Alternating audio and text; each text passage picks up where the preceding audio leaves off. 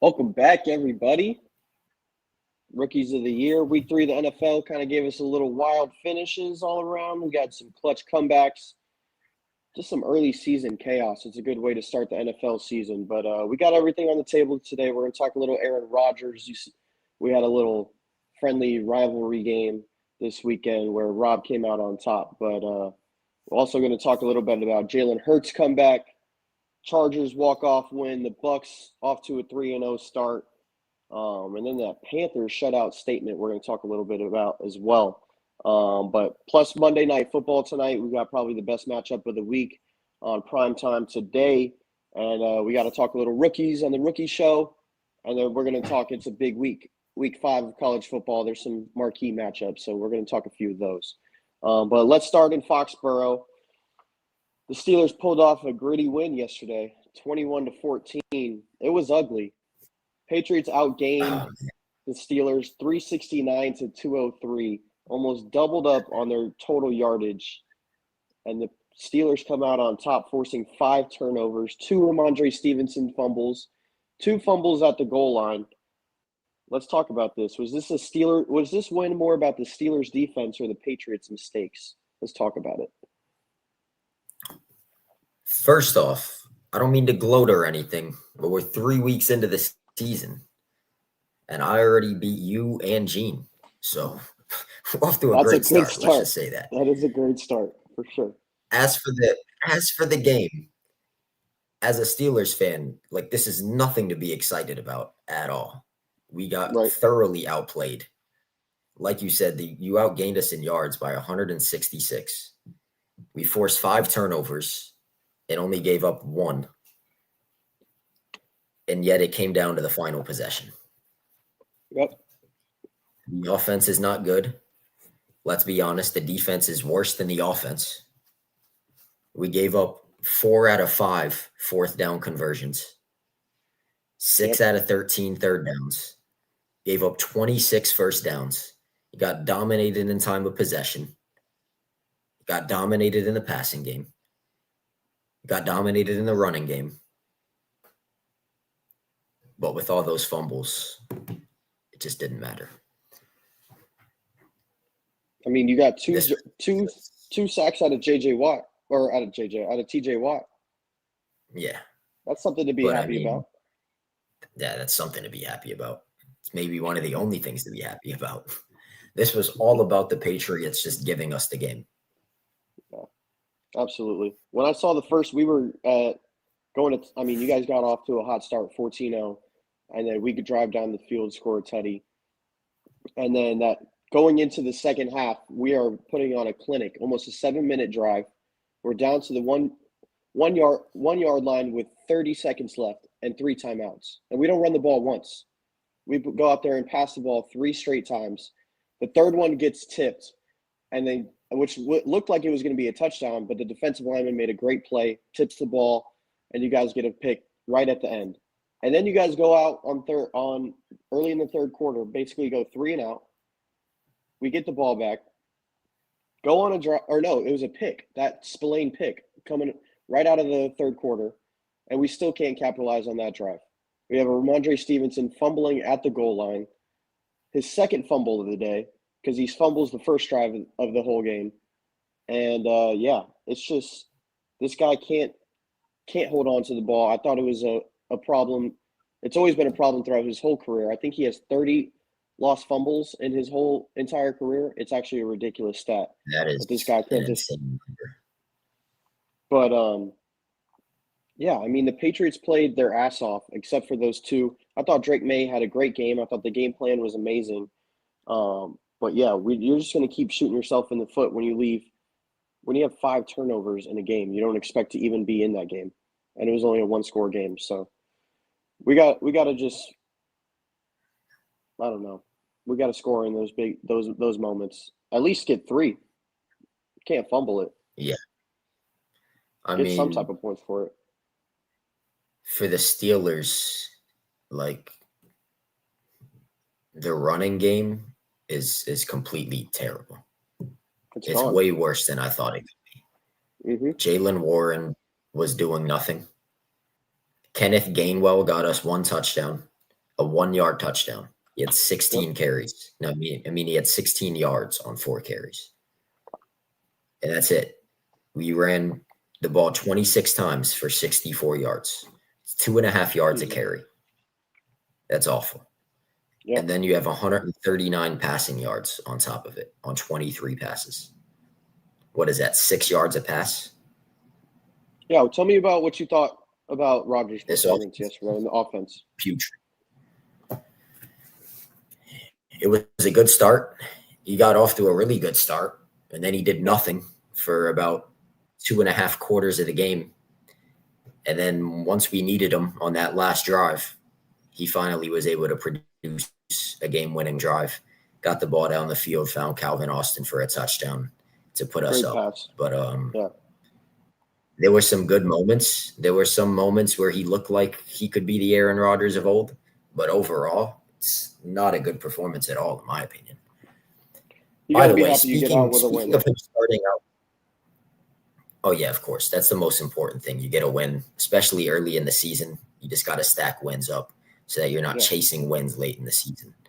But as for the game starting out good and then being terrible for 2.5 quarters, again, I don't want to take too much credit, but I was at the Bucks and the Jets game. I had my Steeler jersey on. I had it on for the whole first quarter. I don't have a Bucks jersey, bro. And I'm definitely not wearing anything with the Jets. So we're like a couple of minutes into the second quarter. I look up at the scoreboard, Steelers are up 14-zip. I'm like, oh, yeah, we're cruising to an easy win. It was so hot at this game, bro. It was almost unenjoyable for certain points of the game.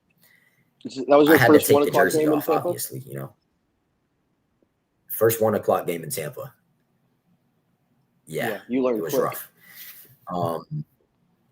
Yeah, bro. I mean, like you said, as soon as I got on the camera, you're like, bro, why are you so red? I feel like I was gonna die yesterday. But I take the jersey off, right, for 2.5 quarters. The game is tied 14-14.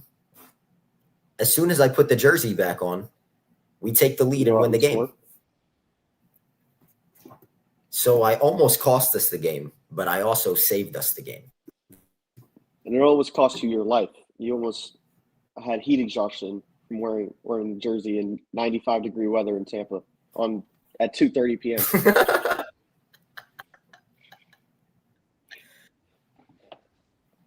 Yeah. But I thought Rodgers had a vintage Rodgers moment that last drive. You go 9 plays, 62 yards. Both of those touchdowns that he threw were on the money, vintage Rodgers throw, back shoulders or on the sideline in the end zone. This guy was he cooked for those 2 drives. So you got to appreciate that. That throw that DK caught in the end zone right over Alex Austin, he wouldn't have done that over Gonzo. But, I mean, DK just made Alex Austin his son in that one. He was kind of just dogged him. But no picks out of Rodgers. You got to be happy with that. That's another thing. Go ahead. No, he did have the 1 pick. Remember to Spillane. Yeah, you're right. Yeah, you're right. But that's another thing. No Christian Gonzalez, and we're not able to do anything in the passing game. It's really discouraging as a Steeler. I can't wait till we get him back, man. It's going to help our D-line so much. And we've already been pretty good about getting to the quarterback. I don't know how many sacks we had yesterday. I know you guys forced a lot of sacks. I think it was 5 in total that you guys had. But that Gonzo being able to just lock up your best receiver, we're really missing that. And Alex Austin and Carlton Davis, those 2 guys are getting beat. And, we need Gonzo back big time. He's one of the best corners in the league. Definitely. I'm so upset. I'm so upset that we have Travion Henderson just sitting there on the bench, and we got Ramondre Stevenson out there. I mean, he had a really good game last week, probably one of his best games of his career. But this guy goes out and coughs the ball up twice, and then you have Gibson, who also Gibby gave it up as well, and you got Travion Henderson, your second-round pick. Guys are getting The guy's getting drafted 3rd round in fantasy drafts because of the preseason performance that he had. And this guy barely has any portion in any plays in this offense. And it's fucking pissing me off, man. Because this guy was supposed to be a bell cow in our 3-down back in this offense. And we have just basically underutilized him. And then Ramondre Stevenson's given up the ball twice in a game. I mean, he only had 7 touches too. 2 fumbles and he only had 7 touches. You couldn't have had much worse of a game. I thought Drake May was dealing too. I mean, he was having balls were on the money. There was that pass from Hunter Henry that he threw. Yeah, the guy was dealing. We just gotta clean up those turnovers. And I really like what Josh McDaniels has been doing with this offense. It's been kind of just spreading it around, vintage Patriots. You don't know what's coming at you. And we just got to clean up those turnovers. We're going to be nasty this year. I'm not too worried. I mean, what's your record right now? 1-2? Yes, you know what our record is. Yeah, you're right. I do. You might be able to get a wild card spot. I don't think it's going to happen. One of the easiest schedules in the league. So we got the Panthers, and then we got the Bills. So I think we're going to be 3-2 coming into week 5.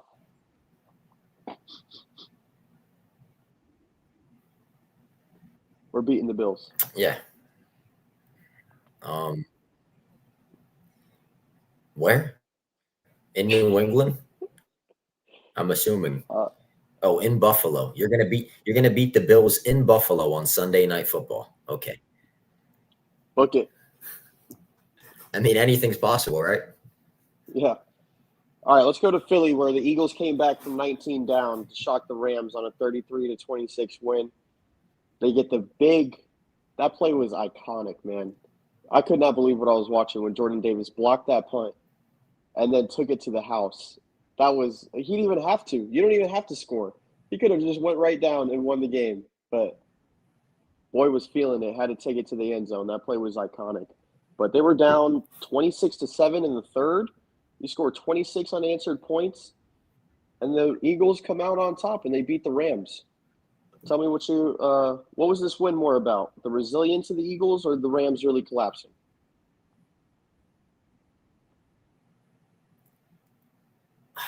I think this says more about the Eagles, honestly. I mean, it's a horrible collapse from the Rams, but a lot of things had to go wrong for them to lose this game. Like, I mean, you got blocked on 2 field goals in the span of 8 minutes or so. Yep. How often is that going to happen? That's ridiculous.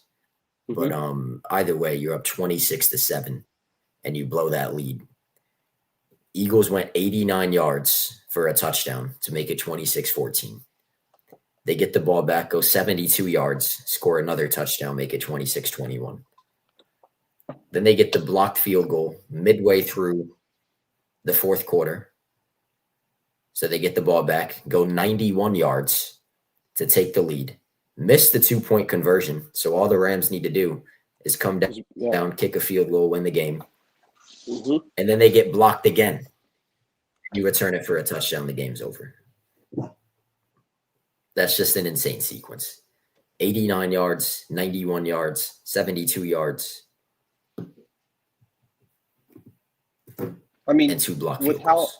With how bad the Eagles looked in the first half, you had to think that they were going to turn it around at some point. I think they had 33 first half passing yards, and going into the third quarter, they had -1 passing yards. Jalen Hurts didn't even have a forward pass in that first half. And then they just totally flipped the script. Saquon didn't even have that great of a game. And all the eyes that have been on Jalen Hurts, did he silence a little bit of doubts and critics with his performance in that second half? Because A.J. Brown goes out and has over 100 yards. You got a Devontae Smith tutty. And Jalen Hurts, obviously, he's going to run one in. He's good for that every single week. So is he silencing a little bit of doubts here? Because I feel like everybody's always talking about the abundance of talent that is around Jalen Hurts and that he doesn't really have to do much, but I still think he's one of the best quarterbacks in the league. Tell me what you think about that. Guy put up 4 tutties yesterday.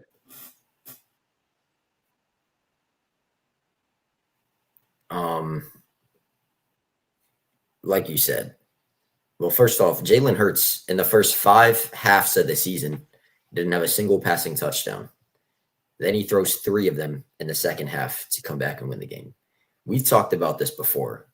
I feel like Jalen Hurts, he doesn't care about the stats. He doesn't care about what people have to say. He just wants to win the game. He's going to do whatever whatever needs to be done to win the game. If he only needs to throw for 100 yards, then he's only going to throw for 100 yards. His team needed him to put them on his back yesterday in that second half, and that's exactly what he did. Down 26-7. You the only way to come back is by throwing the football down the field. And he did exactly that. Led 3 long drives to score touchdowns. And then the defense and special teams made plays in between to keep the Rams off the board any further. If you would have told me that Saquon, exactly what I would expect from Jalen Hurts. Saquon had 46 rushing yards. If you would have told me that with the type of games that he had against the Rams last year, I would have told you that the Rams would have won this game, undoubtedly. But Jalen Hurts had a great performance to be able to come out. Well, obviously helped with a little bit of defense, but he had to capitalize on those turnovers and those big plays. So I think he definitely silenced some critics. It might not be a pretty win, but a win is a win. That's all that matters, especially against a team that's going to be one of the best teams in the NFC probably. Mm-hmm. All you got to do is get in the win column. And you still think the Eagles are still a favorite in the NFC after this win? I mean, they've had just some close games, but what do you think about that? Still 3-0. I don't think they're unbeatable. I don't think they're unbeatable by any stretch. Yeah. But when they're playing at their best, they look almost unbeatable. And I think they're consistently just a level above every other team. So it's kind of hard not to pick them as the favorite still.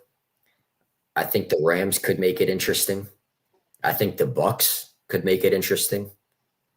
Definitely. Maybe like the Lions, the Packers. When they're at their best, they look like they could be one of those teams, although they looked awful yesterday. They look terrible. So there's going to be some competition in there, but I think the Eagles are the clear-cut favorite there. And Philly, just if they're the first seed and they're going to be hosting games at the Link, I mean, I think they have a 12-game home win streak right now. They're just almost unbeatable when they're playing at home. So kind of just speaks to that. All right, let's go out west. Chargers moved to 3-0. They're really turning some heads around here. Cameron Dicker with the walk-off kick beat the Broncos 23-20. How about Justin Herbert and his game-winning drive? Does he just prove that he's elite in these clutch situations?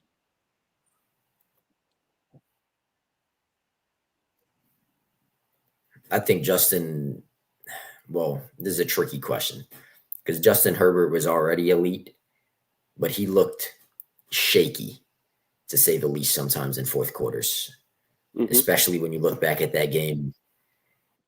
I mean, this is the game that everybody probably thinks of when they think of Justin Herbert, a game that they blew 27-0 in the playoffs against Jacksonville a couple years ago.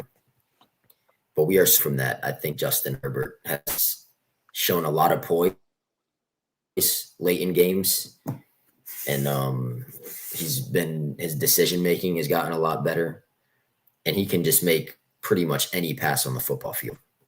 So what it comes down to with him is just the decision making, and I think that's improved a lot.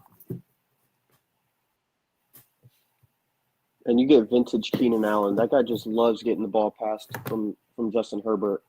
That ball where Herbert avoids a sack, rolls out, it just is a vintage Justin Herbert play. That's like what you expect from him is just on the run, being able to put the ball exactly where he wants it. Keenan didn't even have that much separation, but goes out there and he makes a play. Herbert, 300 yards passing against what's supposed to be one of the really good defenses with Pat Surtain and the Broncos.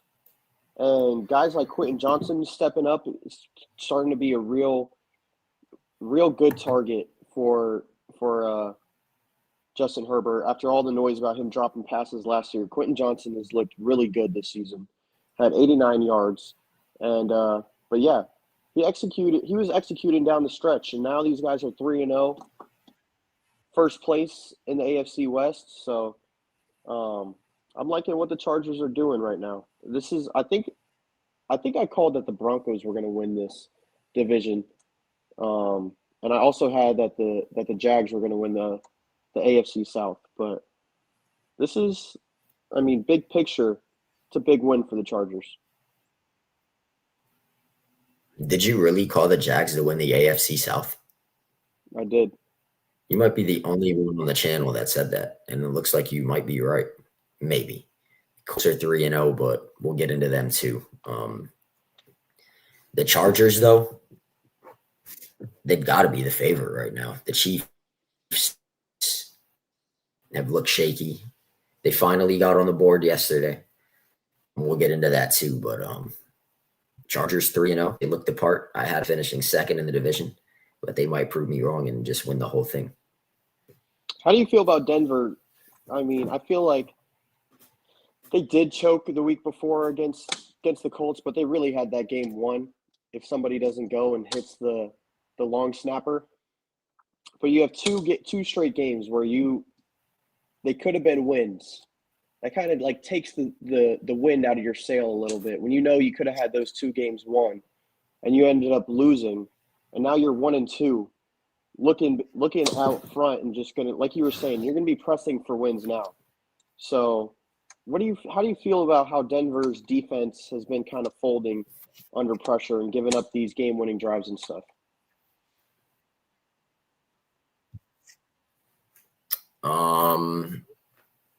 Honestly, it's definitely been surprising. We expected a lot more out of their defense, especially the secondary. Like you said, they got carved up by Daniel Jones, and that's a game that they definitely should have won if it wasn't for that roughing the kick. But even yesterday, you gave up 300 passing yards again.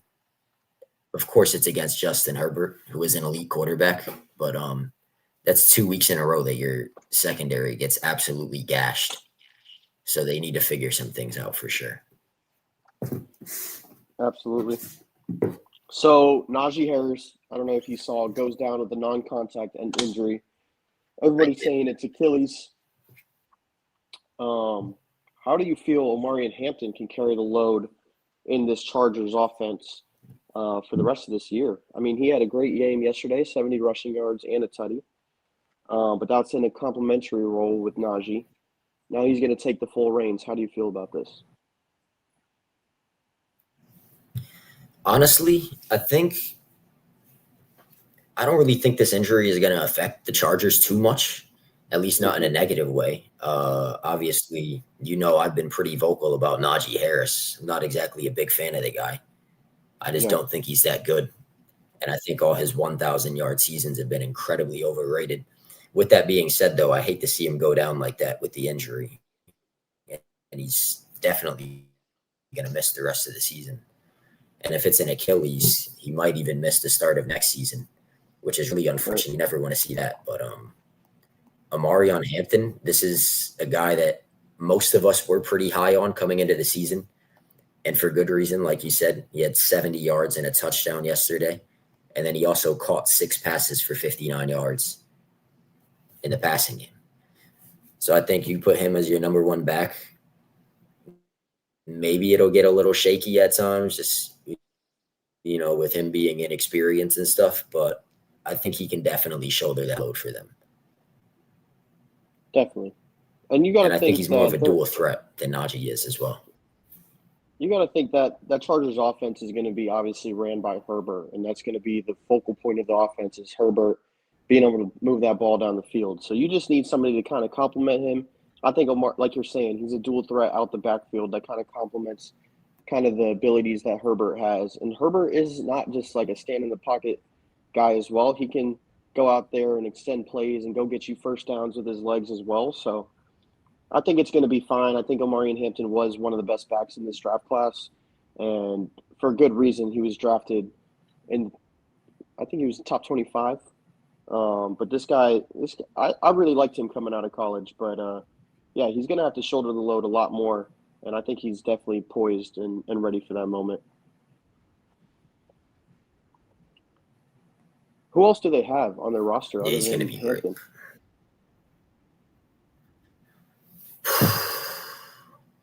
Couldn't tell you.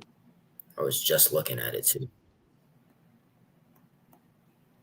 They're going to have to go out there and try to sign somebody just in case. Oh, they have that is really a great question, honestly. They definitely need to go out and make a move. All right, let's talk about the game that you were at yesterday. That was They a got lot more Hassan fun. Haskins. No idea who that guy even is. They got I've heard his name, Hassan but Haskins, and that's it. Yeah. So they need to go out and Justin make Herbert a move. as RB3.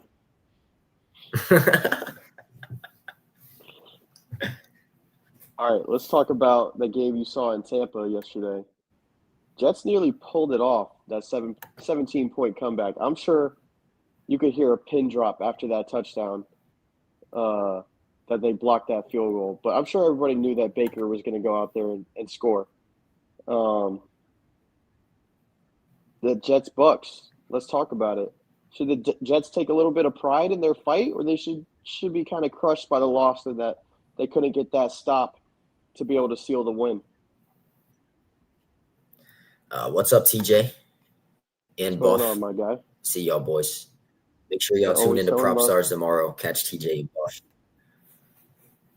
They got a lot of magic going on over there in the betting world and in the fantasy world. But as for the Bucks Jets game, that was a freaking roller coaster, to say the least. Bucks go up 23-6 midway through the third quarter.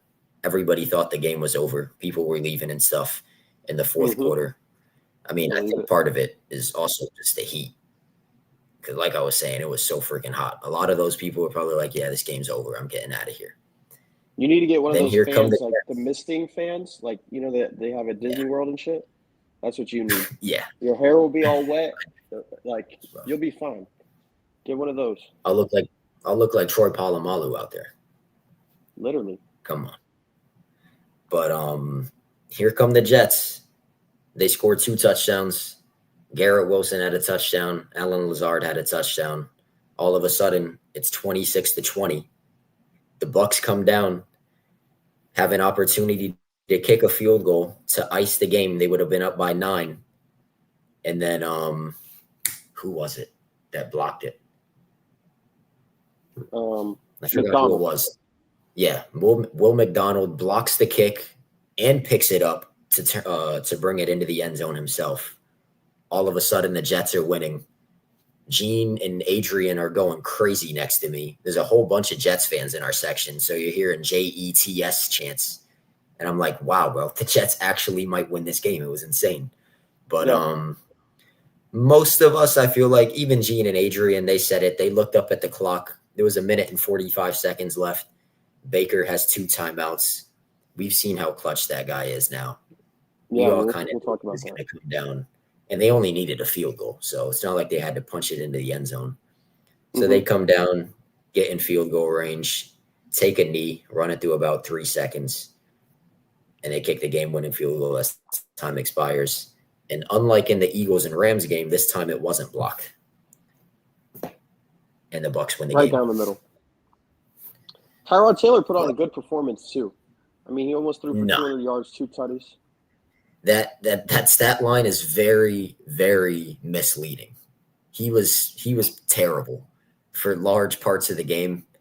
Most of those stats came in the fourth quarter. when they were chasing points and trying to come back.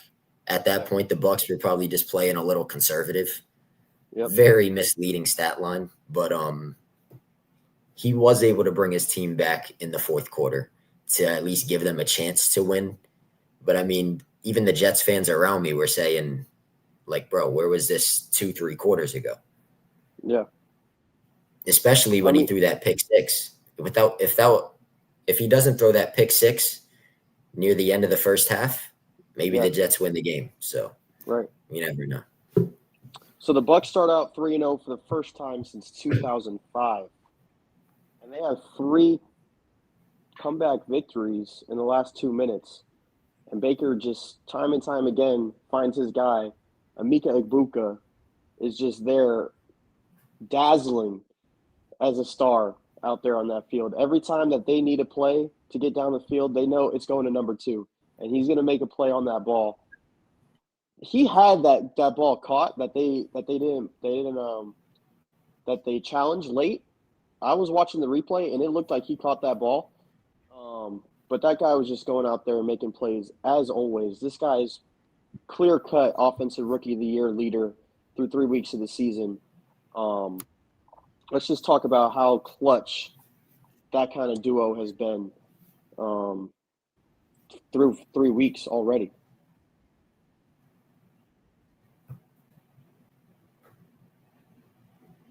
Well, Baker, I mean, we've seen Baker. He's been doing this for a while now. 3 game-winning drives in the first 3 games of the season. Not really surprising to see that from him. But, like, we all knew Egbuka was going to be a great player. But for him to be this good, this early, and to be this clutch when his team needs him late in games, it's honestly astounding. Mike Evans left the game on the second to last drive. The drive that they got the field goal blocked. Mike Evans exited the game hamstring. He did not come back into the game. So Egbuka was the number 1 wide receiver on that last drive. And he got open time and time again. Yeah. And Baker kept feeding him the ball. Sterling Shepard also had a big catch and run on that last drive. Mm-hmm. But Egbuka was the star of the show. I mean, this is 3 weeks in, and he's looking like a star. And once they get Chris Godwin back, I don't know how anybody is covering this team. You got Mike Evans, Chris Godwin, and Egbuka out there as your number 3. You can't cover that. And Bucky and Rashad. And that's kind of what we saw yesterday. Sauce Gardner. Yeah. Sauce did a pretty good job on Mike Evans for the first part, but they had nobody to cover Egbuka. No. You think this Bucks team realistically can contend as the NFC top seed this year and have they have a chance to? Do you think they have a chance to make a Super Bowl run? Honestly, yes, I do. I really do. This offense, the offense is just so explosive, and the defense is solid. Yeah, and they get timely stops. Like I feel like this team has everything it needs to get there. They're going to need to be healthy, but if they're healthy going down the stretch, I don't see why this team can't win it. And they're probably going to be a top 2 seed, if not the number 1 seed, because they play the Eagles next week in Tampa. I will be there for that one as well. 1 p.m. game against the Eagles. So whoever wins that game is going to be number the leader. Seed. Yeah. For the number 1 seed going down the stretch. So that's going to be a massive game next Sunday in Tampa. If the Bucks win that game, wow, I feel like that's going to change the whole narrative of the NFC. Yeah, that environment will be crazy, and I'll give Bucks fans their credit. If they go out and they win, I'll say they're the favorite in the NFC at that point. Yeah. Easily. All right, let's talk about this shitter that the fucking Falcons put up yesterday. Panthers pitched a 30-0 shutout in Atlanta. And I thought Ted McMillan and Rico Dowdle have been like 2 really good ads for this team, this Panthers team. But that offense, it was clicking yesterday. Bryce Young rushing tutty, Rico rushing tutty. They had their defense with a pick six and another. They just were forcing stops everywhere. Does this kind of reshuffle expectations in the NFC South? Do you think, because people thought the Falcons were a clear-cut number two, but this might be the Panthers having a shot at being a wild card team or being the second best team in the NFC South? What do you think about that? We definitely learned a lot from that game yesterday in Carolina. My biggest takeaway is that the Buccaneers are the only playoff team. The Buccaneers are the only playoff team in that division.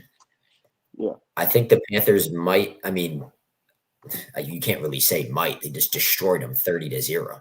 As of right now, the Panthers are a better football team than the Falcons. But I don't think the Panthers are going to be able to get into the playoffs. So really what this tells us is that the Falcons are nowhere near as good as most of us thought they were. Right. A lot of us probably, saw them as like an 8 or 9 win team, can sneak into a wild card. I mean, with that performance yesterday, you'd be shocked if they even hit 7 wins. 30-0. Like, it's one thing to lose to the Panthers. It's a division game. You're on the road. Things can get, a little murky.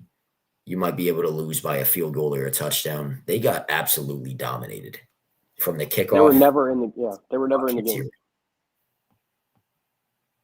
I mean, that was absolutely shocking to see. And then Penix throws a pick six there in the third quarter.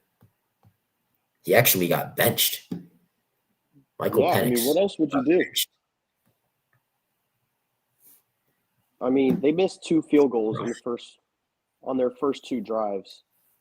Or maybe it wasn't their first 2, but in the first half, they missed 2 field goals, which it would have been, I think it would have been 14-6 going into halftime. But still, you got to capitalize on those drives. I think Mike had 2 picks in enemy territory on the Panthers side of the field, and consistently overthrowing guys, big plays on fourth down, missing throws, and he just did not look ready for a moment. It wasn't even that big of a game, and that's 2 straight weeks where I think the Falcons have looked abysmal. And like you're saying, this team had us bamboozled going into this year, thinking of Drake London, Bijan Robinson, and Mike Penix were going to be a great trio. And Bijan has been playing well. I think Bijan had a really good game yesterday still, but couldn't get in the end zone. And what should have been a game where the Falcons just dominated, they were the ones dominated. And just good win by Carolina. I like when Carolina's good and what they're doing over there. I think that I love Ted McMillan. He was one of my favorite players coming out of college this year. I think seeing Bryce Young be able to make some big plays, he was dealing out there, making some huge throws. It wasn't just like nickel and diming throws, but you give that guy time, and he's going to carve you up just like any NFL quarterback would. So that's a big surprise, and I'm happy for the Panthers for sure. That's probably the most shocking result of the season so far. It is 30-0. That's embarrassing if you're a Falcons fan. If you're a Falcons fan, I'm very sorry that's embarrassing that I had them. I had them on my money line parlay yesterday, the Falcons, and I knew very early that the game was. And over. Bijan, yeah, it was over. Like you said, Bijan actually had a good game. He had 72 yards on only 13 carries. It's 5.5 yards a carry. And he also had 5 catches for 39 yards. He didn't get that many carries, though, because his team was getting torched and they were having to throw the ball a lot because they were trying to come from behind. And here goes Michael Penix. He only completes 18 out of 36 passes. No touchdowns, 2 interceptions. That's just not going to cut it. I mean, I feel like you gotta stick with Kirk Cousins going forward, right? Yeah, at least for now. Yeah. For the time being, you have to. And who knows? Maybe Kirk comes in. Maybe Kirk comes in and he's able to get them some wins. Right. I wouldn't be surprised if that's what happens. Me either. Let's look ahead to this game tonight. Like I said, it's probably the biggest game of the week. Huge Definitely. game. Lions versus Ravens in Baltimore. I love seeing Lamar on prime time. It's one of my favorite things. Ravens -4.5 right now. Lamar's 20-6 in prime time, 7-2 on Monday night, 24-2 versus NFC opponents, which is insane. But which team needs a Monday Night Football win more for momentum, the Ravens or the Lions? And give me your pick for the game today. I feel like who needs Without the it spread, more? just I feel just like the who. Ravens. I feel like the Ravens need it more, Mm-hmm. just because they're playing at home. Like you can't fall to 1-2. You got to win this game because this is really a toss up between these two teams. It's a pick 'em, honestly. These are two really evenly matched teams, two of the best teams in the NFL. Yeah. But if you're the Lions, you can look at this game. You're going on the road into Baltimore in prime time on a Monday night. This is one of the games that you're probably expecting a loss. Yeah. You'll live with their loss there. And if the Ravens were 2-0, I would also be saying that if you lose this game, it's not that big of a deal. But you don't want to fall to 1-2. I think it's very important that they come out and get a win, and I think they are going to do just that. I think they're going to come out, make a statement. I think they're going to put up a lot of points, and they're going to win this game probably like something like 31-21 or something like that. Yeah, it's going to be a high-scoring game for sure. Absolutely it is. We do have some key absences, though. Isaiah Likely is not playing, so that's going to be big. Mm-hmm. Kyle Van Noy is also out, I believe. Okay. Anything on the Detroit side? Oh, and they're also missing Matabuke, Oh, yeah. the D tackle. Mm-hmm. So the Ravens are definitely missing some key pieces there. The Lions have a long list of injuries. Jack Campbell is questionable tonight. Marcus Davenport is already out. Taylor Decker, I don't even think he's played yet this year. Mm-mm. They have a long list of injuries, but most of these guys haven't even played yet. Kirby Joseph is questionable as well. I think the Lions. I'm interested to see if the Lions kind of continue the. I mean, they put up 52 points last week.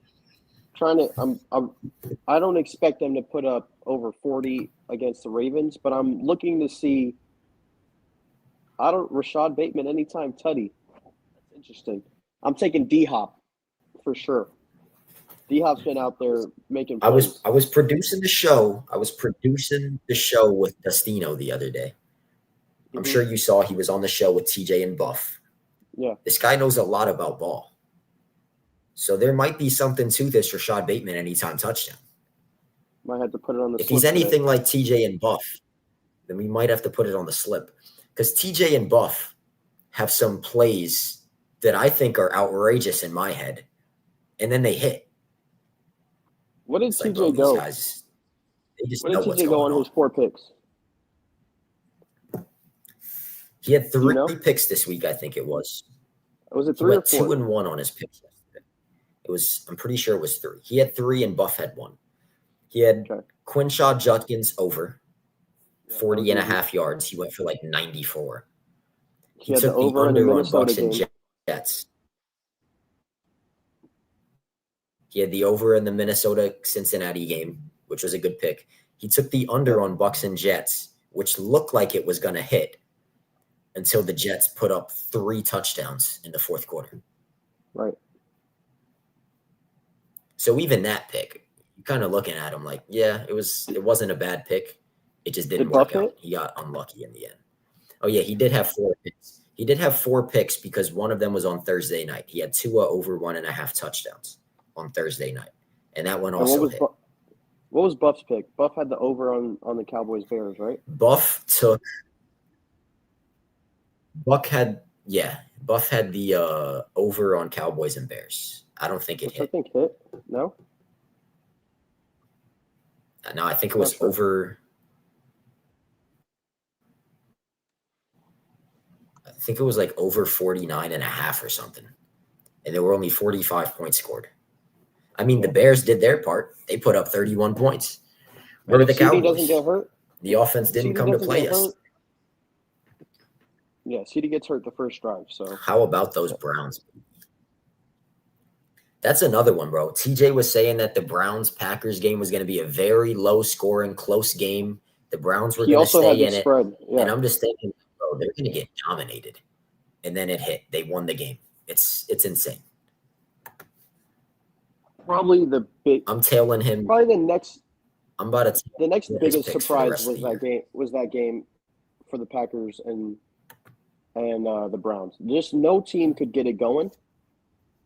The Packers, I thought, would have been a clear favorite to win that game, like you said, by probably double digits in my mind. I think the spread was 9.5, seriously. Or maybe it was 7.5.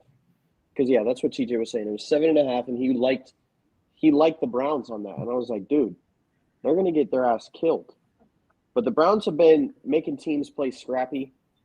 They got Quinshawn Judkins, and Flacco's been doing his thing out there a little bit, but that defense is what's really like putting this team over the edge. Is they're keeping them in this game with that Denzel Ward Myles Garrett duo. Yeah, for sure. And that's, I mean, as a Steelers fan, I know all about that. Having a piss poor offense, but your defense just finds ways to keep you in games that you probably shouldn't be in. And that's exactly what happened with the Browns yesterday. Their defense was able to keep them in it long enough. It was 10-0 for a large portion of the game. And then they were able to, get another 13 field goal points block on the board. And they win the game. There's a lot of blocked kicks yesterday. Special lot of teams. blocked kicks. There's 3 Special parts of football. Yeah, for real. All right, let's go back to this Lions-Ravens. I think we got 2 of the probably top 3 to top 4 running backs in the league in Derrick Henry and Jahmyr Gibbs. What do you think? Who do you think has the bigger, more exciting Monday Night Football performance? Derrick Henry and Jahmyr Gibbs. I think they both get into the end zone tonight. Yeah, I would say they're both going to score. I think Derrick Henry has more rushing yards, but Jahmyr Gibbs has more total yards. Okay. And the Ravens are going to win. We already went over that part. So Gibbs more total yards, Derrick Henry more rushing yards. I think just that Ravens deep front on defense is going to not give Gibbs too many problems, but it's obviously it's better than the front seven that Detroit has. And I think that Derrick is going to have a good game. He needs to bounce back after a quiet week 2. The guy didn't score, and I think he put up 3 points in my fantasy league. And I drafted this guy in the 2nd round, which is it's ludicrous. I keep getting these performances from my top picks. But I just think, like I was saying, those fronts are different. And I think that the Ravens is going to give Gibbs a little bit more problems than Henry is going to have from the Lions. And I think Henry's going to have just a better performance this week. And I need him to so I could beat JC. I'm going to beat JC, and I had Evan Ingram in my tight end spot this week. So I need him to at least give me – I think I need 13 or 14 points from Derrick Henry. He's going to give me that easily tonight. That's easy. That's like waking up for him. Yeah, literally. All right, let's talk a little wide receivers then. Amon-Ra or Zay Flowers. Which one of them is going to have a bigger impact this week? I want to say Amon-Ra, but if Zay Flowers can get a deep ball or 2, then it could be him easily. But I think Amon-Ra is the safe pick here. This dude had a ball against Chicago the week before, putting up 3 tutties, 115 yards. The guy is hot. I love me some Amon-Ra St. Brown. He's going to have a tough matchup with that Ravens secondary, though. I'm interested to see, and Roquan in the middle as well. So I'm interested to see how they are going to get Amon-Ra open, because I don't think it's going to be as easy as it was last week against the Bears. He's going to have to make some really big plays down the field. I don't think it's going to be very short. The short game is not going to be there as much. So hopefully Jared Goff is ready to throw the ball downfield this week. Yeah, and overall, I trust the Ravens defense more than I trust the Lions defense for sure. Yeah. But Zay is coming off a really good first 2 weeks of the season. He's getting a lot of that Ravens offense is a lot is going to him. So he's getting like a 40% target share, which is crazy as a wide receiver. But yeah.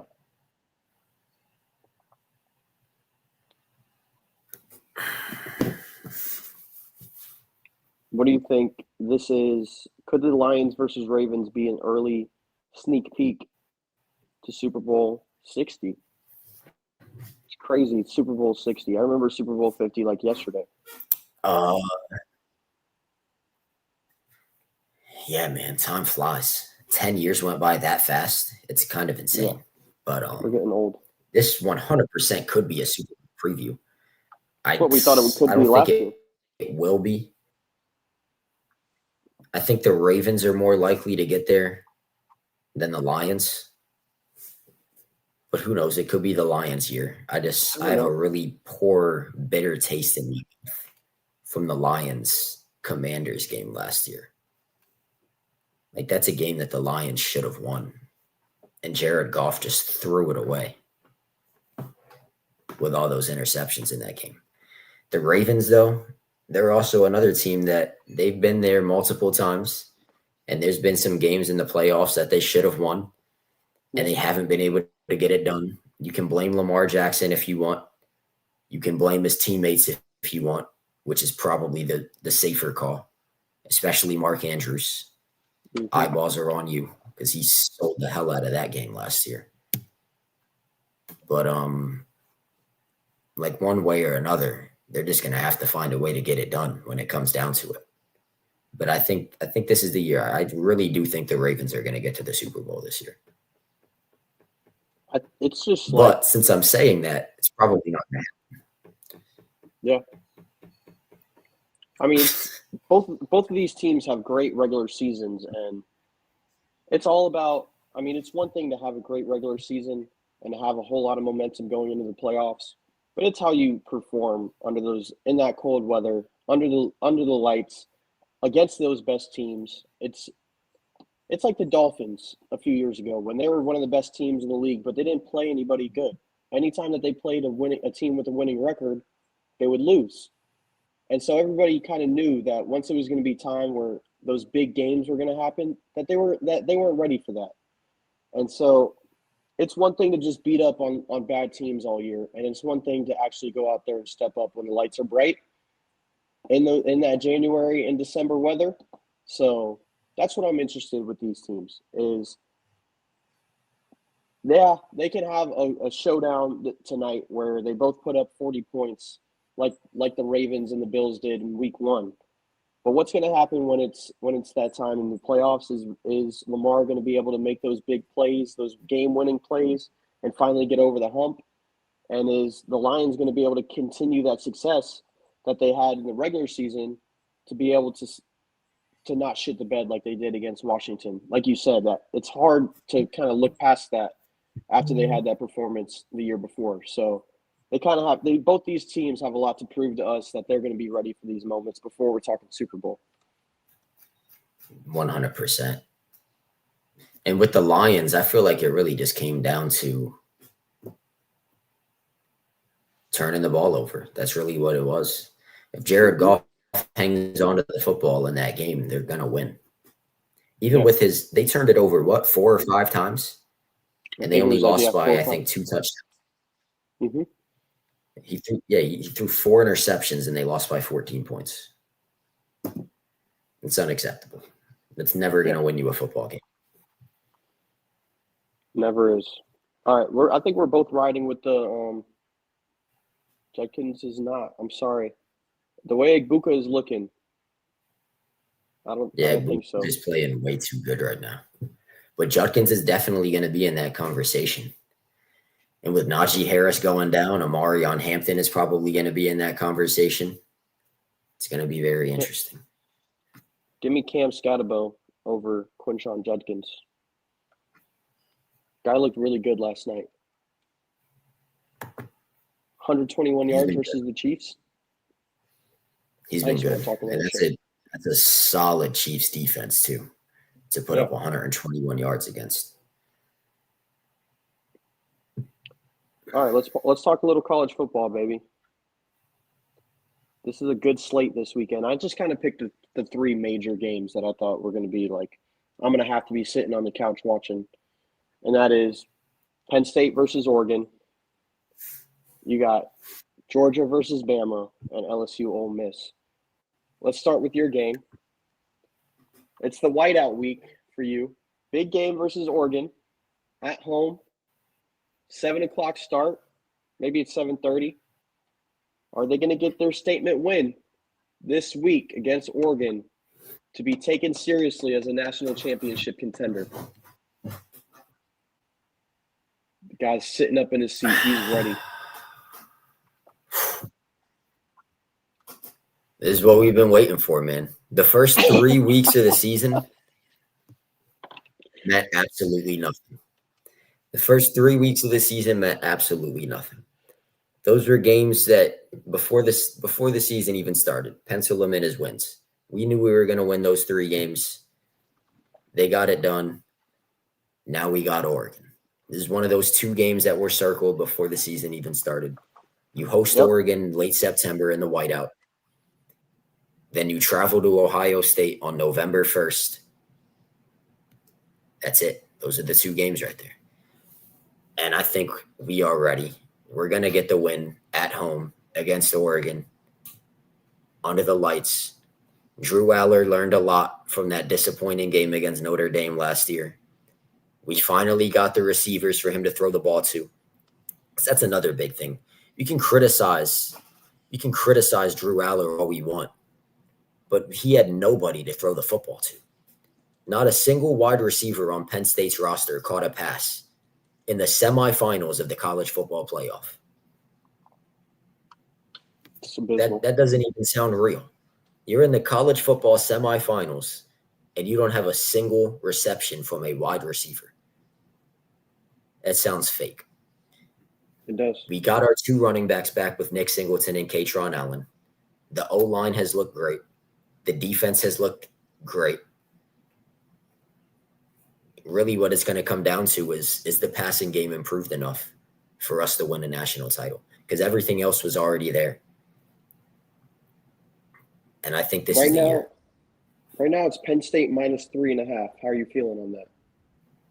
Do you think they win by more than a field goal?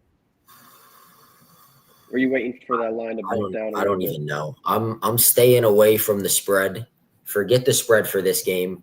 I am punching the Penn State money line. We are winning this football game. We're going to be 4-0. We're going to jump Miami back for the number 2 spot because for some reason Miami jumped from 4-2 for beating Florida, even though Florida is complete dog shit. Everybody knows Florida is trash. DJ Lagway is trash. But for some reason, Miami still moved up from 4-2. But you can't complain. Miami has had some really good wins so far in the year. I just think it was interesting. I just think it was interesting that they waited until after the Florida game to jump them up that high. Like you could have did that last week when they beat USF. Because Miami didn't even look that good on Saturday. They barely squeaked out a win. They were up by 6 points midway through the fourth quarter against a team that is awful. But this is it. Penn State should feel a little bit disrespected that Miami jumped them in the rankings. Any motivation that you could possibly use needs to be used for this Saturday because this is one of the 2 biggest games on your schedule. And the funny part, even if we lose this game, we're probably still going to be in the playoff. But if you want that first round bye, if you want to be one of the top 4 seeds, you have to win this football game. How do you feel? First of all, why aren't you going to be in Happy Valley for this whiteout game? What are you doing, Rob? I wanted to go to this game so bad, but I went to New York a few weeks ago. And then I was planning to go to Pittsburgh next month, but that's probably going to fall apart. And then I have another trip planned in November. And then with the Bucks season tickets and the Magic season tickets, everything is just piled on top of each other. It was too much. But He's you're booked and right, he's bro. busy. I should be in Happy Valley for the whiteout this weekend, but I'm not. So that's 100% on me. But I'm If also they go to a saying college football playoff where they're gonna be there. that's Might as what well I'm just wait. telling you. That's bro. The chemistry right here is off the charts. Pause. I know it. But that's exactly what I was gonna say. Why go see them in the whiteout now when I could go see them in the college football playoff in a few months? Right. And the national championship game is gonna be in Miami, the same place where our hopes and dreams died last year in January. This is gonna be a storybook season, bro. Storybook season as we get our I'm first excited to national see it. championship in 39 years. I think they have a chance to be there. Definitely. What do you think Penn State needs to do to be able to get this? Cam talking about Ohio State is definitely going to make a deep run in the playoffs. Like, that's not even a team that we're worried about if they're going to make the playoff or not. Not at all. That'd probably be the most shocking thing of the season if they didn't make the playoff, especially after they got that early win against Texas. Because who is Ohio State even playing this year besides Penn State and Michigan? They have a decent game this week against Washington, but I'm sure they're gonna beat them. Yeah, they play at Washington this week. They should win that. They go at Illinois in a few weeks. It looked like that was going to be a big game until Illinois was. I mean, it's kind of hard to find words for what happened to them. They lost 63-10. But yeah, Ohio State's going to be in the playoff for sure. But I think if Penn State is going to win this game against Oregon, they need to slow it down. They need to muck up the game, and they need to be playing, like you said, through those two running backs and just kind of taking control, letting the environment kind of build, and just kind of force Oregon to make mistakes. I think that's what they really got to do. And but yeah, they got to thrive in that slow, mucked up game, because Oregon's going to want to play fast and play like have a shootout. I'm with you 100%. The emphasis needs to be on defense and the running game. But at some point, we're going to need a big passing play, I feel like. We're going to need at least one or two big passing plays down the stretch. And that's what we lacked last season. We just couldn't find anything in the passing game if it wasn't Tyler Warren. So now we finally got a few good receivers. We got Kyron Hudson. But that running back's going to open it up for you guys. They're going to have to stack the box. There's going to be one-on-ones out there that Aller's going to have to make great passes. And like you're saying, those receivers are going to have to go out there and make plays as well. But I think it starts with that run game and being able to just take control, force that Oregon team to have to play probably like 7-8 guys in the box and just playing one-on-one on the outside. And Aller's going to have to carve them up. Definitely. I'm looking for Luke Reynolds, our tight end, to maybe have a big game. That's a security blanket. You throw it up to him, he's going to make some plays. I think he's going to have a pretty big game. And then Kyron Hudson and Trevor Pena, one of them is going to need to step up in the receiving game. Devontae Ross is another name that we're looking at, but he's had a much slower start to the season than I would have anticipated. All right, let's segue into UGA versus Bama. It's probably the best game of the season last year. Everybody remembers where they were when Ryan Williams took that catch to the crib. Appreciate you tuning in, Cam. Appreciate it as well. But in the SEC, I don't think it gets much bigger than Georgia versus Bama. Is that still the SEC's premier rivalry, or has it kind of lost a little bit of juice? I think it's hard to say it's lost its juice after last year.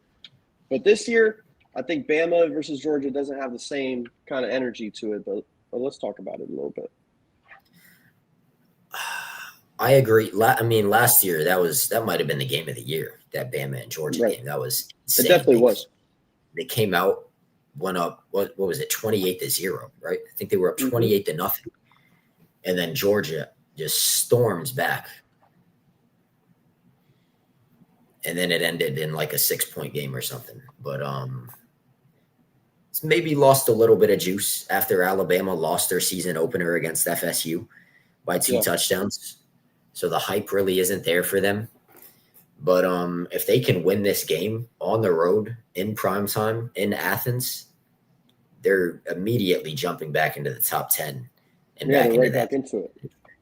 So this is a massive game.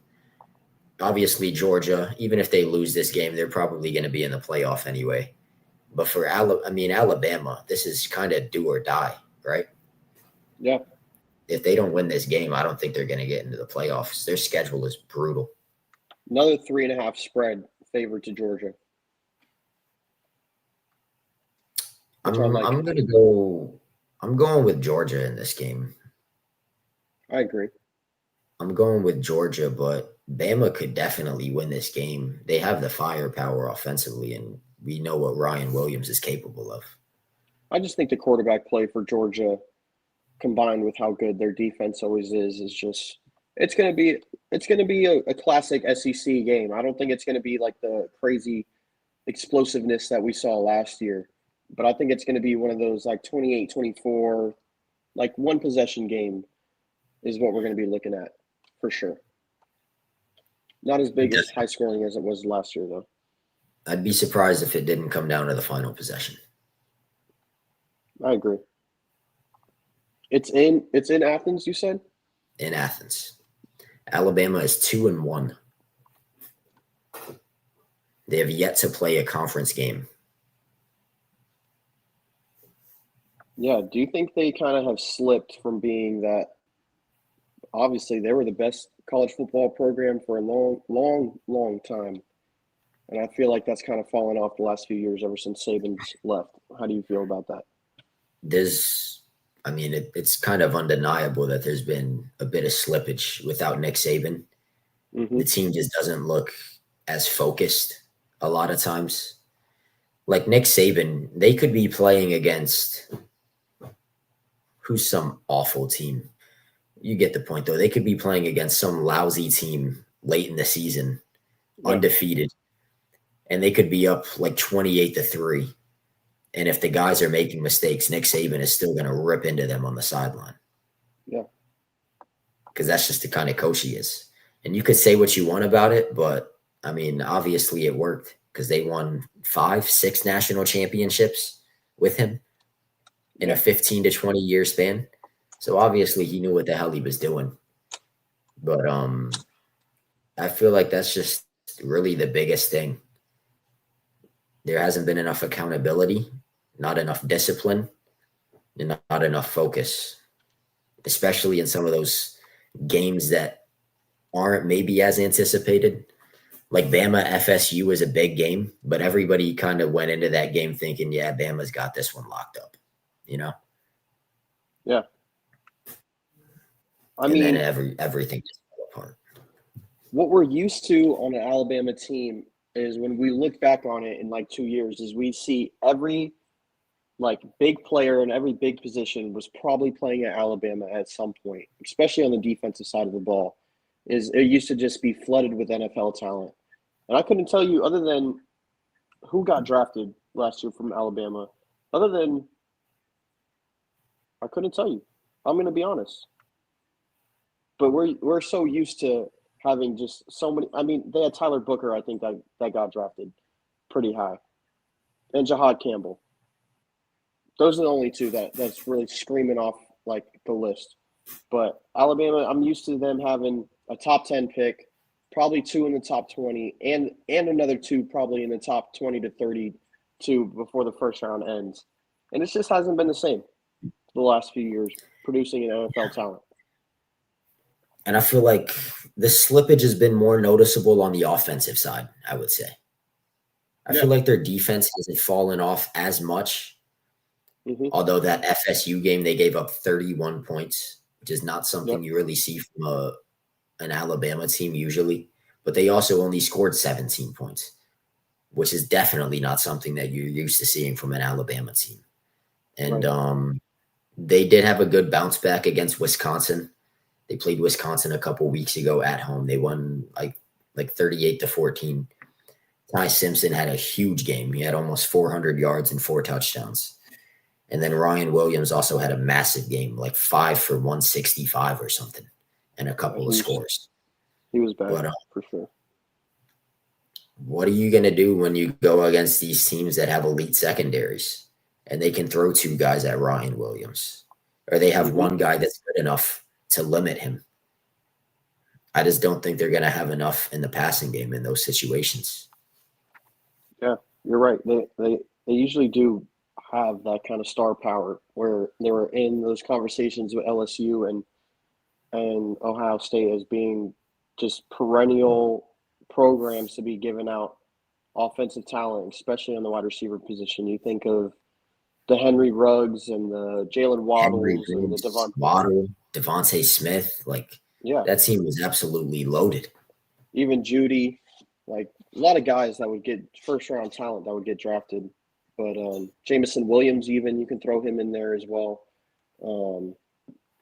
But yeah, they're usually star-studded. But other than Ryan Williams, I couldn't tell you who else they had on their offensive side of the ball. They got Jeremy Bernard. He's had a solid start to the season, but I don't think that's a guy that you're looking at as like a potential superstar in the NFL or anything. Yeah, no, not at all. This is, like you said, this is a team that we're accustomed to seeing them with just a ton of offensive talent. Not just offensive talent, just a ton of talent entering the NFL on both sides of the ball. And I really just can't see it right now other than Ryan Williams. I agree. Let's segue to LSU versus Ole Miss. Down in Oxford, Ole Miss is favored right now, I think, by 2.5. It was 1.5 when I saw it. It's 2.5 now. I think the big SEC West clash. And what has LSU done enough this year to be like a true playoff contender? And what do you think about for this game on Saturday? It's interesting with LSU because they had a lot of expectations entering the season. They came in week 1 and beat Clemson on the road, which doesn't look as impressive. Yeah. At the time, that looked like a massive win. Mm-hmm. Now we know that Clemson is terrible. They're not a good team. By Syracuse. Yeah.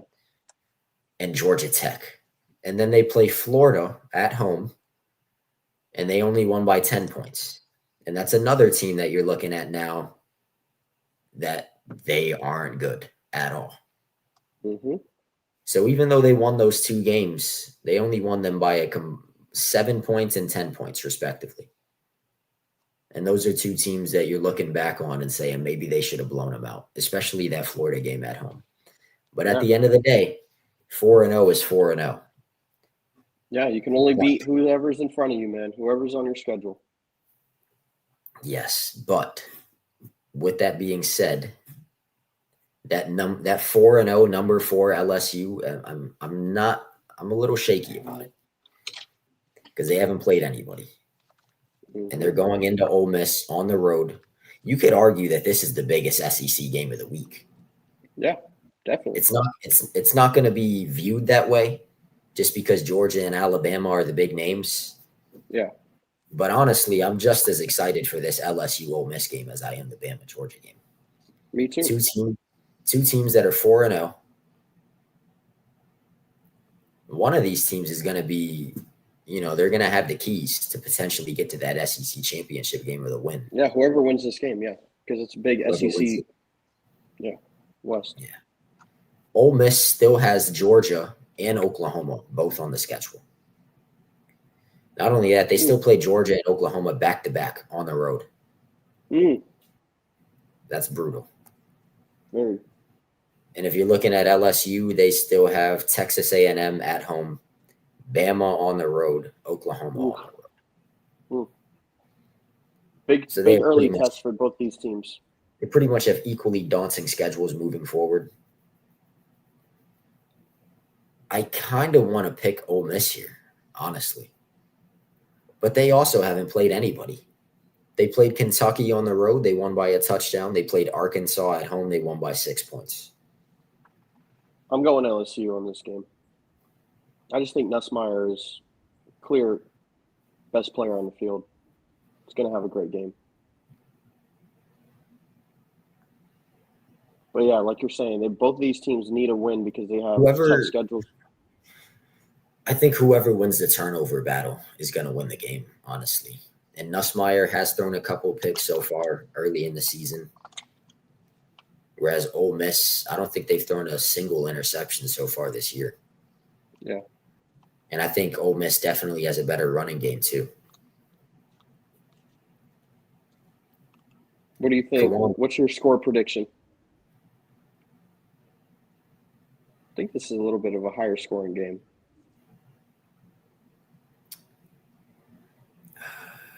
It's interesting because LSU's offense isn't that good. And LSU's offense isn't that good, but Ole Miss's defense is not good. LSU's strong suit is their defense. Mm-hmm. But Ole Miss has one of the best offenses in the country. So really, it might just come down to the quarterback play. And like you said, if in that situation, I think you kind of have to go with Garrett Nussmeier. If he can limit the mistakes, unless he throws 2 or 3 interceptions, I think they're going to win this football game. Score prediction.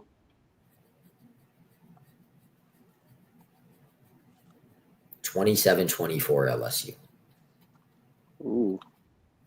I'll go 34-27 LSU. 27-24 LSU. Let's see how that works out. This is a really tough game to call. It's an early or a late night game? 3:30. Middle. Okay. I'm off on Saturday too. I can't be off another Saturday. I already took off this Saturday. But hopefully I'm in the front and I can watch. I took off this Saturday because I was planning to go to the Penn State-Oregon game for a little while. But then once I realized I can't go, I was like, well, fuck it. I'm still going to take off that Saturday because I'm going to watch the game. Yeah, right. It's the biggest game for you. And then on top of that, I get LSU and Ole Miss at 3:30 as a little appetizer. Come on, bro. Yep. Can't beat it. All right. I'll let you take the reins and talk a little bit of baseball, and then we'll wrap it up if you want. All right. We got baseball. We got 6 days left in the season now. Monday morning in the final week of the season. There's only 3 games tonight. The Brewers, Padres, Cardinals, Giants, Nationals, Braves. That Nationals, Braves game is irrelevant. Nobody cares who wins that game. Maybe Buff does, but that team's not relevant right now. Maybe for his fantasy, not for his actual fandom. Yeah. Even the Cardinals and the Giants are 3 games back. The Cardinals are 4 games back. They're both done. The Brewers have pretty much clinched the number 1 seed. Actually, if you look at the National League, the first 5 spots are pretty much locked up. The Brewers are going to be the 1 seed. The Phillies will be the 2 seed. The Dodgers will be the 3 seed. The Cubs and the Padres are going to be 4 and 5. And the New York Mets, a team that everybody thought was going to be in the playoffs. Everybody thought they might win their division, at least in a race with the Phillies. Yep. And here they have come. They have tumbled all the way out of the playoff picture. I know Chef Skyler is irate right now that they could somehow let this happen. I know Juan Soto was probably ecstatic that he signed his 15-year, $765 million contract, and now he's going to miss the playoffs in his first year. I wouldn't really care, though, if I was making $50 million a year, let's be honest. But here come the Mets. Or I should say, here come the Reds. Because the Cincinnati Reds have won 5 games in a row. And they have, I wouldn't say locked up, because they're tied with the Mets, but they have put themselves into that playoff picture. And then the Diamondbacks are only a game behind. I think the Diamondbacks are really interesting because remember, you go back to the trade deadline, the Diamondbacks kind of made a fire sale. They traded a bunch of guys. Yeah. And now But here they sometimes find that's what you need to do. Yeah. They Switch traded it a up a bunch little of bit, guys. baby. And now here they are. I mean, yeah, you're right. You would know firsthand what that looks like. The Red Sox traded Devers, and now here they are in a playoff spot themselves. I was at the game on Saturday where Kyle Hamilton was in that deal for Rafi Devers, and he threw six innings, gave up 1 run and I think 4 hits, and I was screaming, "Who the fuck is Rafael Devers?" And the Boston fans were loving it. Hell yeah, bro. I love that for you. I did not see the season going this way at all. And then you look at the Giants, they traded for Devers, and then they fell apart. And then they got hot. But it was too little too late. It was. So, in the National League playoff picture, the Cincinnati Reds have 6 games left. They play 3 games at home against the Pirates. Then they play 3 games on the road against the Brewers. Ooh. The Mets. Hopefully the Brewers kind of like let them get a few wins in there, and they're not pressing for too many wins down the stretch. Just let the Reds get some wins. Let the Reds get their playoff spot. Let their fans be happy for a little bit. Rest your guys. Be ready for the playoffs. Exactly. You'll be all right. It's simple. You already have the number 1 seed locked up. Then the Mets. The Mets have 6 games left, all on the road. They play 3 games at Chicago. They play 3 games at Miami. Cubs or White Sox? The Cubs. Yeah. I should have specified that. And then the Diamondbacks are only 1 game back. They have 3 games against the Dodgers at home, and then 3 games in San Diego. All right, so we're writing those boys out of there. So who do you think gets the last playoff spot? Reds, Mets, or Diamondbacks? I'm gonna be a cinema enjoyer and see the Cincinnati Reds make their get that final playoff spot. I think that'll be fun to watch. And seeing the Mets kind of shit the bed. I like a good storyline like that. That would be like 10 out of 10, 5 stars, if that's what the story is. Especially for the Reds. I mean, their fans, let's be honest, the Reds fans, they deserve a postseason spot. They do. And the Mets fans, I would just love to see them crying as they miss the playoffs. It would be beautiful to watch. But part of me thinks that the Mets are going to find a way to get that last playoff spot. They are tied right now. The Reds do have the tiebreaker. So if they finish with the same record, it's going to be the Reds in that last playoff spot. Interesting. But I just feel like the Mets find a way. I'm really hoping that I'm wrong because for obvious reasons, I'm not a big Mets guy, but I just feel like they're going to squeak it out. Yeah, and they'll make it interesting in the wild card, just because the bats that they have and the team that they do have that, they can go out there and win a couple games. But I just think the storyline of Cincinnati would be better for the league. All right, let's move to the AL. One last thing. My team hanging on a thread. One last thing on the NL. Whoever gets the last playoff spot will be playing the Los Angeles Dodgers in that wild. The Dodgers are 52-29 at home.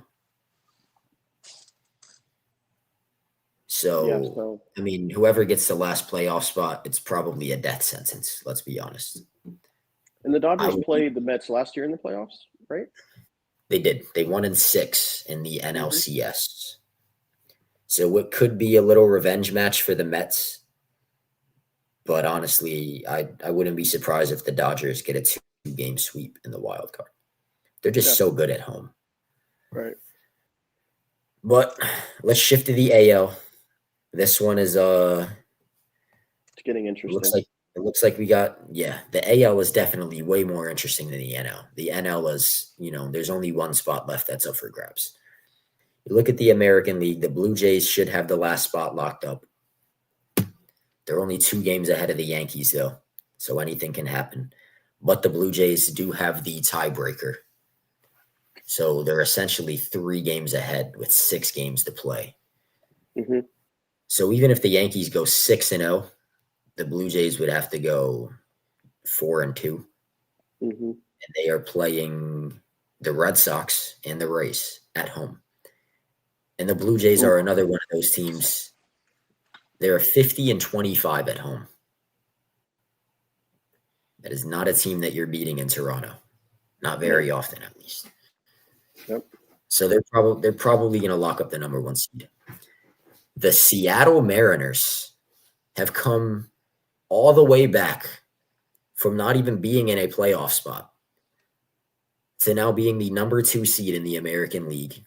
This was the biggest story of the weekend in the MLB, 100%. Mariners, Astros were tied with the same record. They were tied with the same record going into their final matchup of the season. Not only did they have the same record, but they were tied in the season series 5 games apiece. So whoever won this series was going to have the lead in the division and have the tiebreaker. And the Mariners just make an absolute statement. And they sweep them in Houston. Cal Raleigh hit another home run yesterday. He's up to 58. Like, the Mariners are hot. You got this is another one of the biggest stories right now. The Tigers and the Guardians. Like, have you seen what's going on over there? 9.5 game lead. They had a 9.5 game lead less than 2 weeks ago. And the Guardians have won how many straight? Did they win last night? Did they make it 10 straight? They had gotten it up to 10 straight, but they lost yesterday. Yeah. Okay. I think that was they were at 10 or 11 games. And then they're the ones that are lighting the fire underneath the Red Sox ass, where I thought that we had it already locked in. But now I'm going to have to worry about this last week of the season if we're going to make the playoffs. I remember maybe a month ago now, we were talking about the MLB playoff picture, and we were going through the divisions and stuff, and we all agreed. Josh might have been here actually at that time, but I'm not sure. Anyways, we were going through the divisions and stuff, and we both said, yeah, the Tigers got that division locked up. They had like an 11 or 12 game lead at that point. Not even 2 weeks ago, they have a 9.5 game lead. And then the Guardians win 13 out of 14. And the Tigers go 2-8 in a 10 game span. And just like that, that's how quick things can turn around in baseball. The Tigers lost again yesterday. They have lost 6 games in a row. They are 1-9 in their last 10 games. Just miss the playoffs at this point, because you're going to go out there and get fucking shitted on playing that bad. I mean, yeah, baseball is a game of momentum. We've seen it time and time again. Teams get hot late in the season, and they can ride that momentum all the way to the World Series. In the Tigers' case, it's looking like the exact opposite right now. The Tigers were number 1 in the American League. They were number 1 in the entire MLB for a large portion of the season until the Brewers went on that crazy winning streak. But even then, the Tigers were number 1 in the AL for almost a whole year.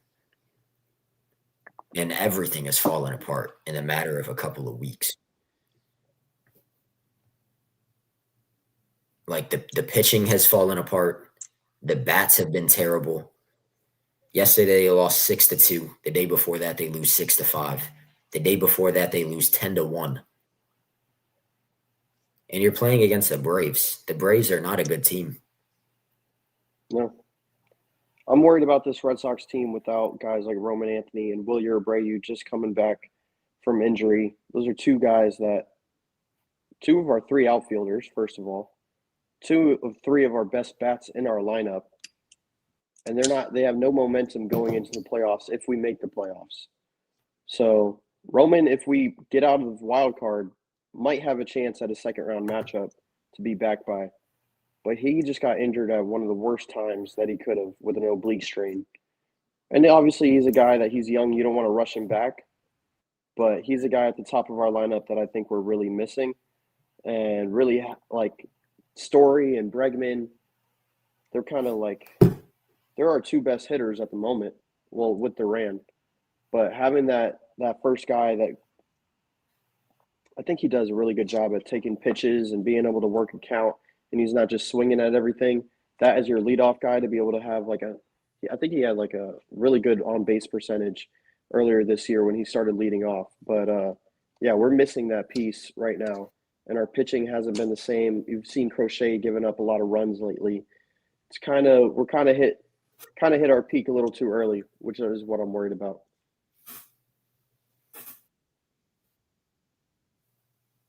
Yeah. And it's very interesting. You're a Red Sox fan. Who would you want to play in the first round between the Yankees, Tigers, and Guardians? Probably, I would love to beat you guys in the wild card. But I don't want to play you guys more than I would rather play the Tigers right now. And the Guardians are probably the last team I want to play with just how hot they are.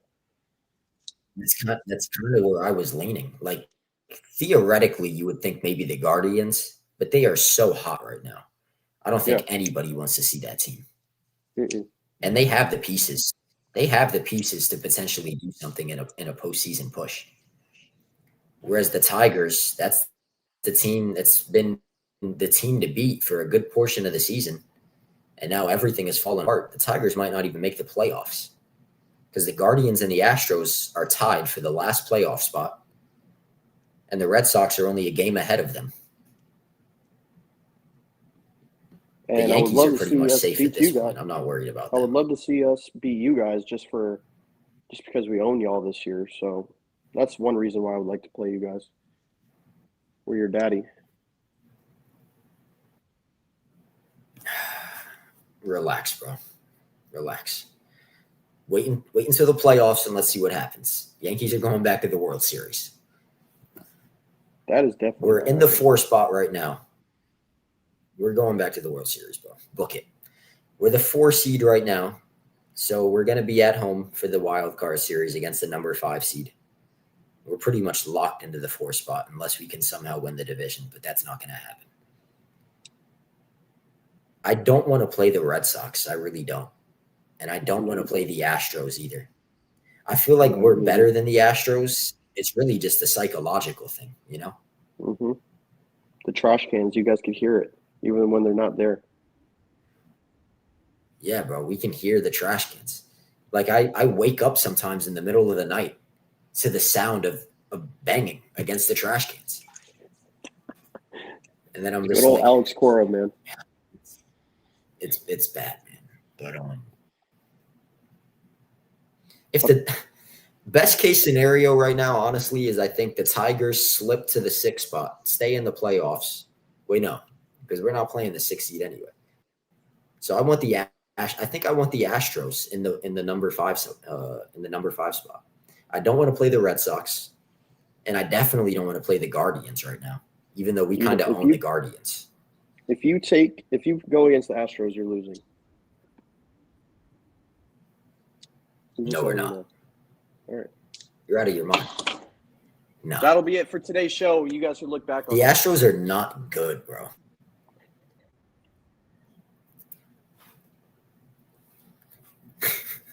Yeah, the Astros are not good, bro. All right, let's wrap it up. That's it. I think that's going to be it. We've pretty much gone over everything. Yeah. Next Monday we'll have. I think the Tigers are going to lose that playoff spot. For sure. Next week we'll have the full playoff kind of bracket. We'll talk a little week 4 and those big matchups from the college football weekend. But you got anything else to say before I wrap it up? We are Penn State. Let's get that dub on Saturday. and potentially if we win, we're definitely going back to the number 2 spot. If we win this game and it's convincing enough, we should be the number 1 team in the country. I'm just going to leave it at that. And Aaron Judge for MVP. I don't care that Cal Raleigh has hit 58 home runs. That's the only thing that he really has over Judge. Judge is wiping the floor with him in every other category. Judge MVP. Penn State win this week. That's all I got. And the Steelers get the win over the Vikings in Dublin at 9:30 a.m. on Sunday. I love starting my football Sundays at 9:30. There's no better feeling than just sitting on the couch. That's perfect, bro. Because I'm gonna be in the car. I'm gonna be in the car on the way to the Bucs game, and I can watch the game on my phone. Exactly. Perfect. I love it. I'm excited, bro. Just thinking about it. All right, we'll wrap it up this week. Thank you guys for dealing with our little technical difficulties, but we still had to make it work for the show. I couldn't go another week not on here. The NFL has given us kind of instant classics. We were excited about that this weekend. Rodgers kind of still got it, but we'll be back next week to kind of break down all the chaos and all the rookies, all the storylines. But thank you guys for tuning in. Thanks for staying locked in with us. The channel's growing. We appreciate every ounce of support that we get. So thank you guys. Keep looking out for more content all across the network. You guys are the reason that we're growing. So we appreciate each and every one of you guys. And thank you again. We'll see you guys next week. And that'll be it. Peace. Hell yeah. Appreciate y'all tuning in. Get us to 750 subs. We are almost at 750. Hit that sub button, please. And then we're going for a K. And we'll catch y'all next week. All right, y'all. Peace out. Hell yeah, bro. Soon. Very soon. Peace.